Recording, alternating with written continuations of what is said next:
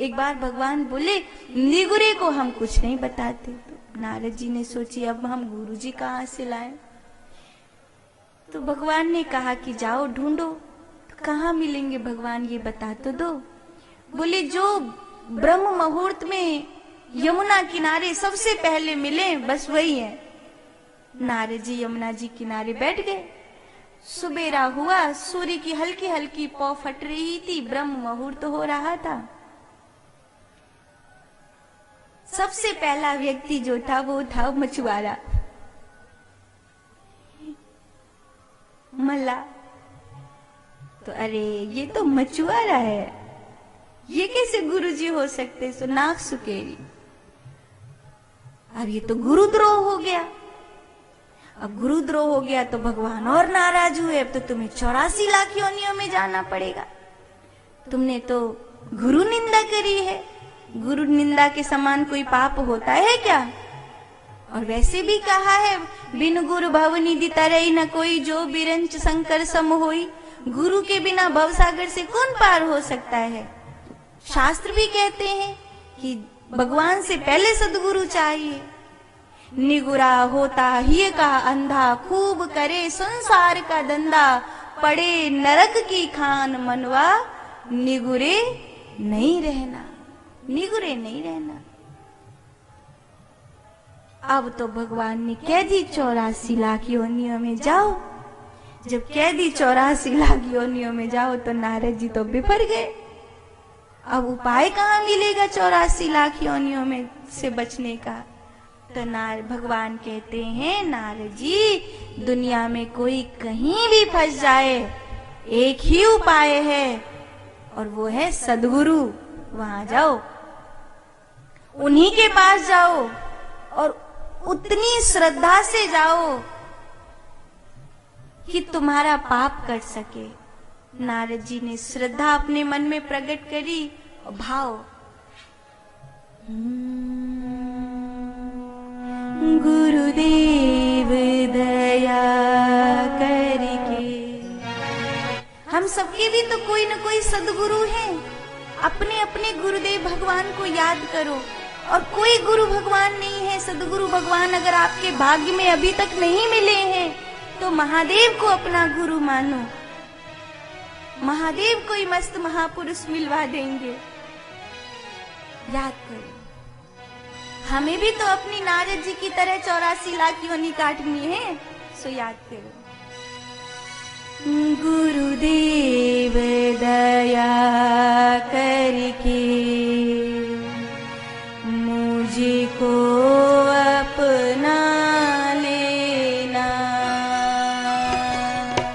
गुरुदेव दया करके मुझको अपना लेना। मैं शरण पड़ा तेरी, शरणों में गया। मैं शरण पड़ा तेरी, शरणों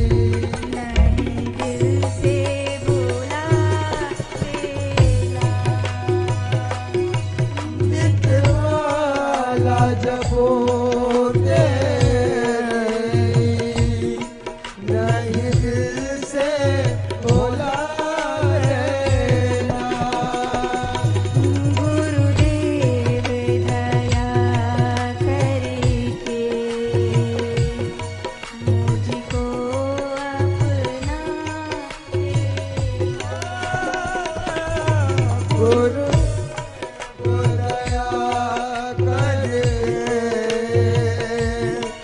मुझको अपना लेना। मुझको अपना लेना। मुझको अपना लेना।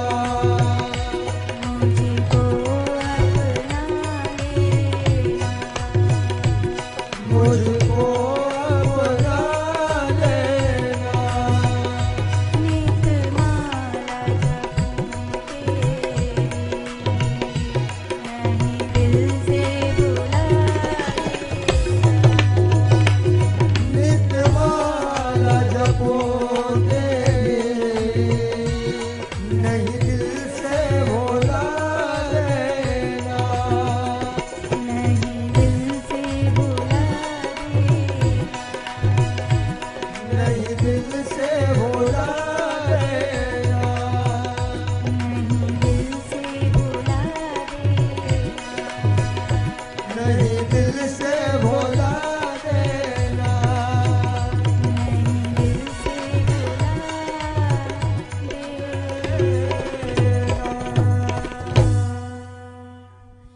गुरुदेव दया करके मुझको अपना लेना। ऐसे नारद जी ने बड़ी प्यारी प्रार्थना करी।